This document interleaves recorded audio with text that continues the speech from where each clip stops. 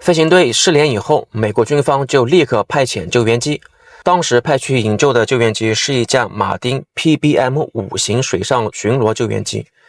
根据海军档案，它是从佛罗里达州的巴纳纳河海军基地起飞，机组成员是13人。当时的任务就是搜索失踪的第19飞行队。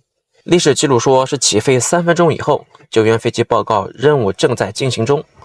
大约20分钟以后，该救援机失联，没有再次确认位置。据说有船只目击到空中爆炸的火球，并在海面发现油迹，有报告称是航空燃油。根据海军档案，这架救援机很可能是飞机在空中发生火灾并产生了爆炸，导致机组人员全部丧生。在这辆救援飞机失事以后，美国军方又扩大了搜救行动，派出了300架飞机和21艘舰艇。这次大规模搜索持续了5天，搜索区域非常广，